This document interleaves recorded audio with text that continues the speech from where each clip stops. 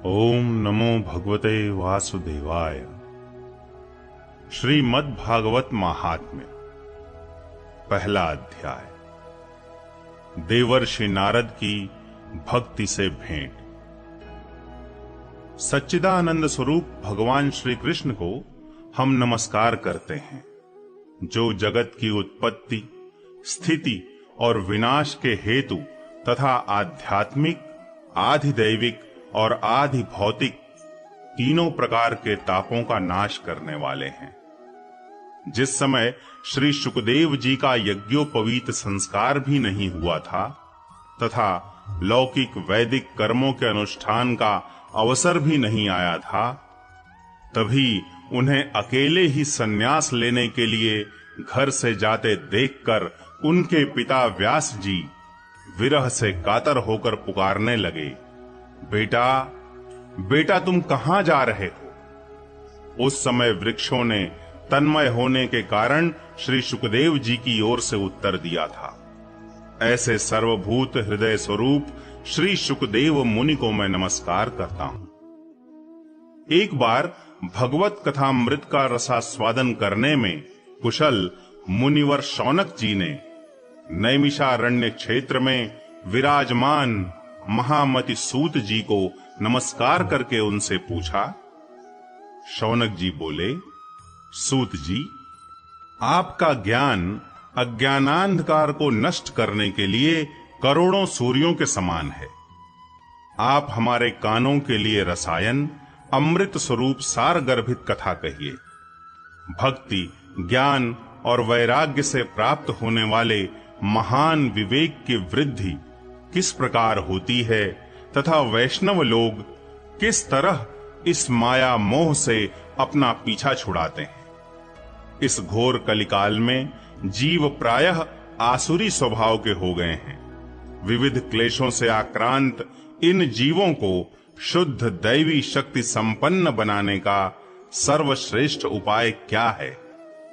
सूत जी, आप हमें कोई ऐसा शाश्वत साधन बताइए जो सबसे अधिक कल्याणकारी तथा पवित्र करने वालों में भी पवित्र हो तथा जो भगवान श्री कृष्ण की प्राप्ति करा दे।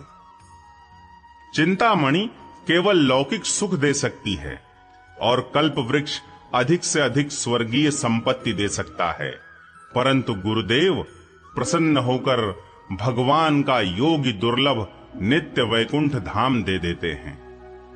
सूत जी ने कहा, शौनक जी, तुम्हारे हृदय में भगवान का प्रेम है, इसलिए मैं विचार कर तुम्हें संपूर्ण सिद्धांतों का निष्कर्ष सुनाता हूं, जो जन्म मृत्यु के भय का नाश कर देता है, जो भक्ति के प्रवाह को बढ़ाता है और भगवान श्री कृष्ण की प्रसन्नता का प्रधान कारण है। मैं तुम्हें वह साधन बतलाता हूं, उसे सावधान होकर सुनो। श्री शुकदेव जी ने कलयुग में जीवों के काल रूपी सर्प के मुख का ग्रास होने के त्रास का आत्यंतिक नाश करने के लिए श्रीमद् भागवत शास्त्र का प्रवचन किया है। मन की शुद्धि के लिए इससे बढ़कर कोई साधन नहीं है। जब मनुष्य के जन्म जन्मांतर का पुण्य उदय होता है, तभी उसे इस भागवत शास्त्र की प्राप्ति होती है। जब शुकदेव जी राजा परीक्षित को यह कथा सुनाने के लिए सभा में विराजमान हुए, तब देवता लोग उनके पास अमृत का कलश लेकर आए।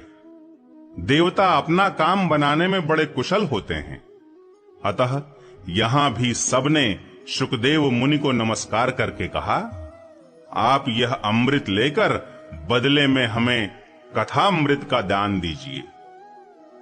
इस प्रकार परस्पर विनिमय हो जाने पर राजा परीक्षित अमृत का पान करें और हम सब श्रीमद् भागवत रूप अमृत का पान करेंगे। इस संसार में कहां कांच और कहां महामूल्य मणि तथा कहां सुधा और कहां कथा। श्री शुकदेव जी ने उस समय देवताओं की हंसी उड़ा दी। उन्हें भक्ति शून्य कथा का अनधिकारी जानकर कथामृत का दान नहीं किया। इस प्रकार यह श्रीमद् भागवत की कथा देवताओं को भी दुर्लभ है। पूर्व काल में श्रीमद् भागवत के श्रवण से ही राजा परीक्षित की मुक्ति देखकर ब्रह्मा जी को भी बड़ा आश्चर्य हुआ था। उन्होंने सत्यलोक में तराजू बांधकर सब साधनों को तौला। अन्य सभी साधन तौल में हल्के पड़ गए। अपने महत्व के कारण भागवत ही सबसे भारी रहा। यह देखकर सभी ऋषियों को बड़ा विस्मय हुआ। उन्होंने कलयुग में इस भगवत रूप भागवत शास्त्र को ही पढ़ने सुनने से तत्काल मोक्ष देने वाला निश्चय किया। सप्ताह विधि से श्रवण करने पर यह निश्चय ही भक्ति प्रदान करता है। पूर्व काल में इसे दया परायण सनकादि ने देवर्षि नारद को सुनाया था। यद्यपि देवर्षि ने पहले ब्रह्मा जी के मुख से इसे श्रवण कर लिया था, तथापि सप्ताह श्रवण की विधि तो उन्हें सनकादि ने ही बताई थी। शौनक जी ने पूछा, सांसारिक प्रपंच से मुक्त एवं विचरणशील नारद जी का सनकादि के साथ संयोग कहाँ हुआ और विधि विधान के श्रवण में उनकी प्रीति कैसे हुई? सूत जी ने कहा, अब मैं तुम्हें वह भक्ति पूर्ण कथानक सुनाता हूं जो श्री सुखदेव जी ने मुझे अपना अनन्य शिष्य जानकर एकांत में सुनाया था।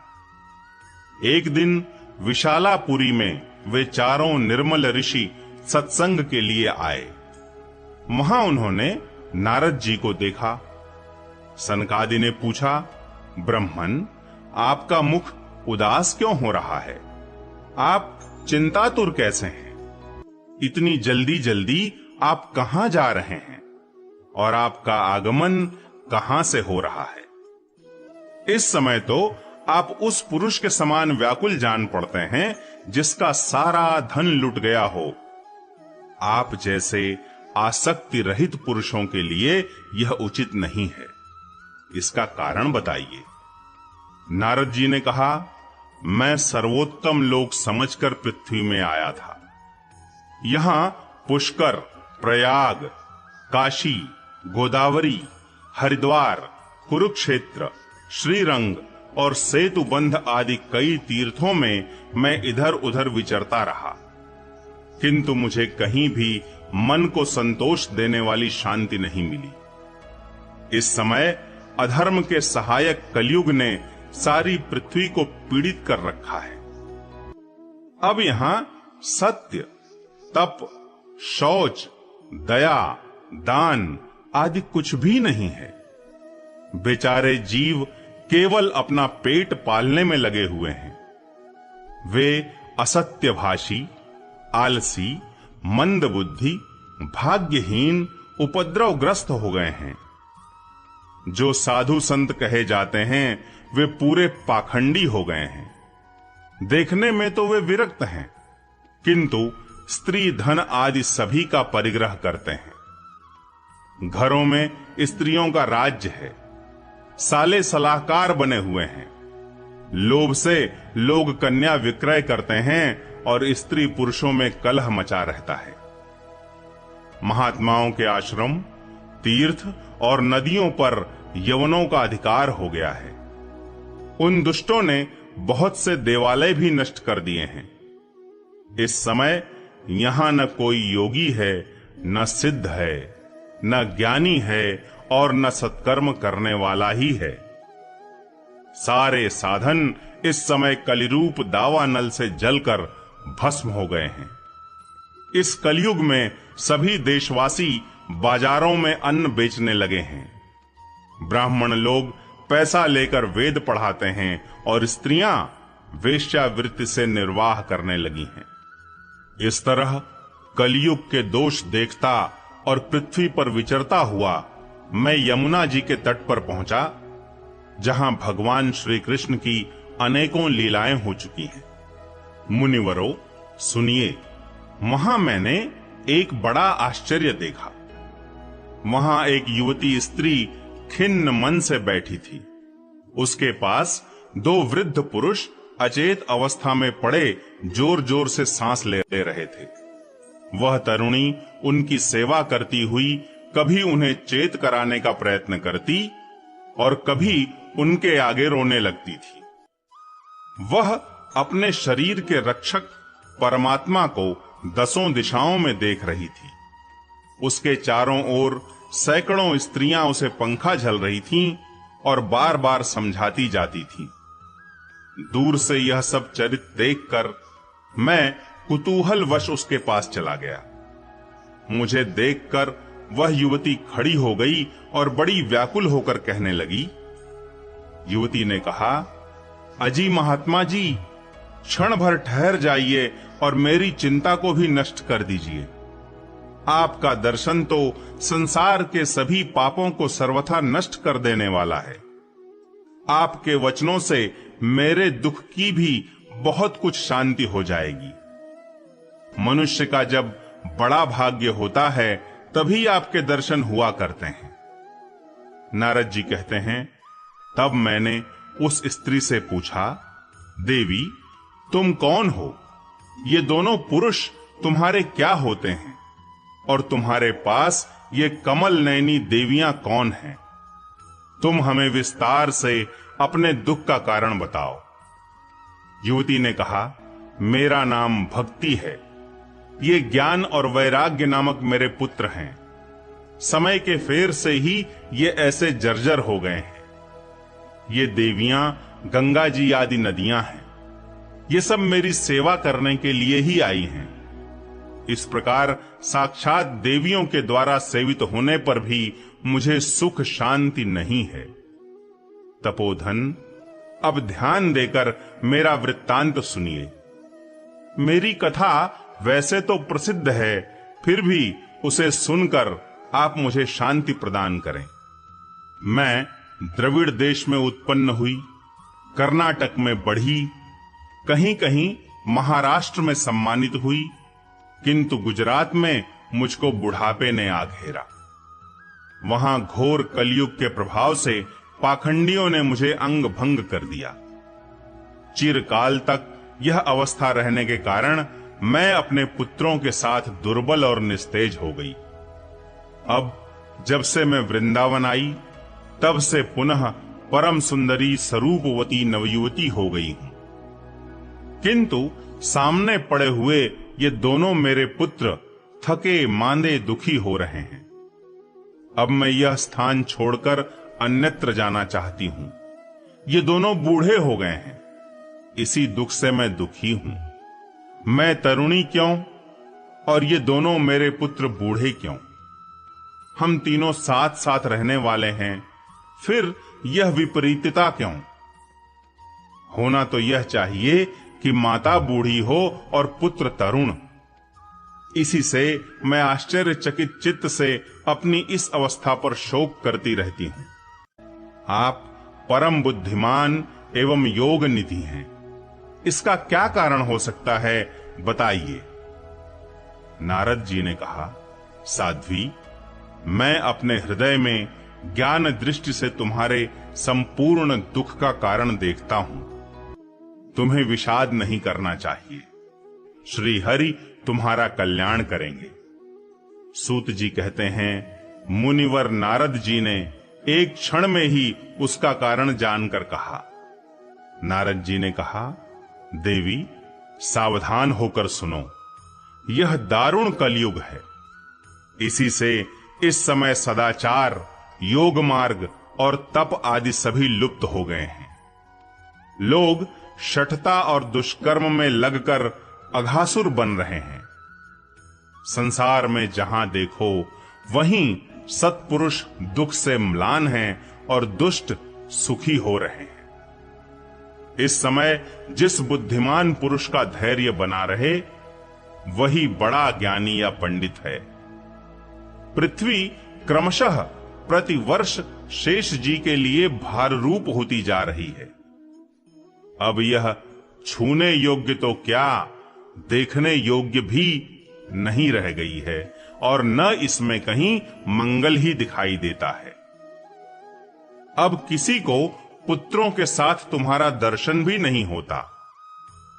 विषयानुराग के कारण अंधे बने हुए जीवों से उपेक्षित होकर तुम जर्जर हो रही थीं।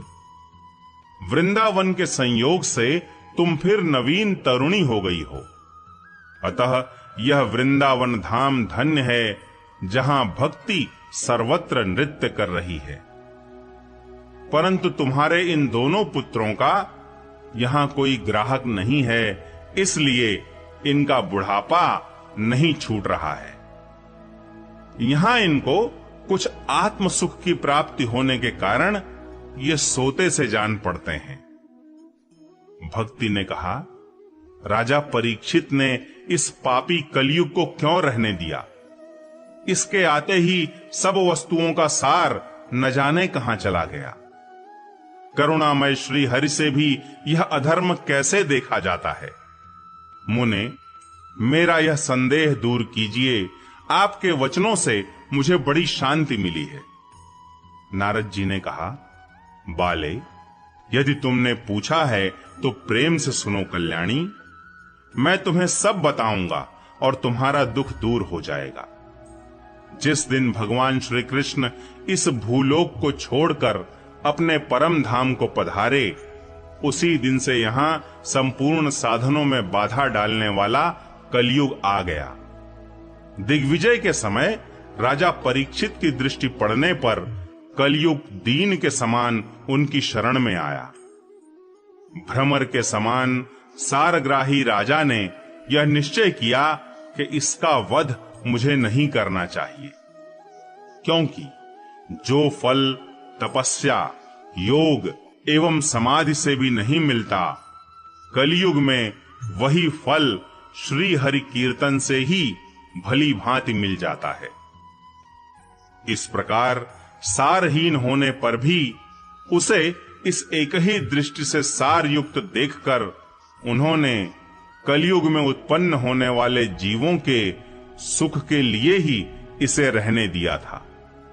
इस समय लोगों के कुकर्म में प्रवृत्त होने के कारण सभी वस्तुओं का सार निकल गया है और पृथ्वी के सारे पदार्थ बीजहीन भूसी के समान हो गए हैं। ब्राह्मण केवल अन्न धनादि के लोभवश घर घर एवं जन जन को भागवत की कथा सुनाने लगे हैं, इसलिए कथा का सार चला गया।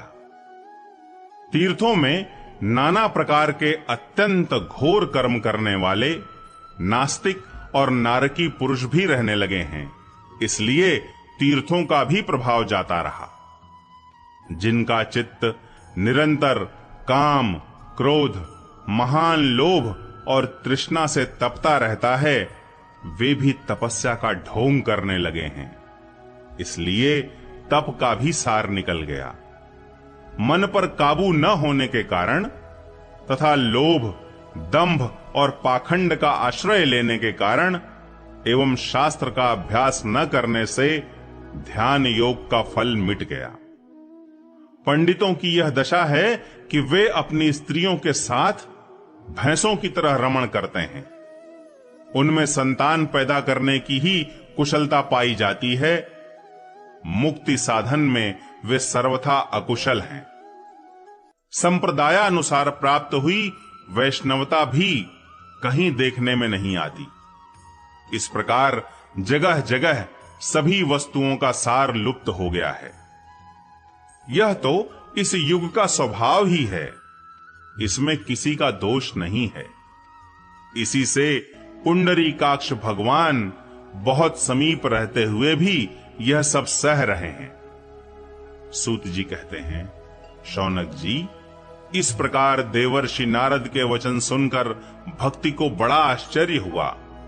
फिर उसने जो कुछ कहा उसे सुनिए। भक्ति ने कहा, देवर्षे, आप धन्य हैं। मेरा बड़ा सौभाग्य था जो आपका समागम हुआ। संसार में साधुओं का दर्शन ही समस्त सिद्धियों का परम कारण है। आपका केवल एक बार का उपदेश धारण करके कयाधु कुमार प्रहलाद ने माया पर विजय प्राप्त कर ली थी। ध्रुव ने भी आपकी कृपा से ही ध्रुव पद प्राप्त किया था। आप सर्व मंगलमय और साक्षात श्री ब्रह्मा जी के पुत्र हैं, मैं आपको नमस्कार करती हूँ।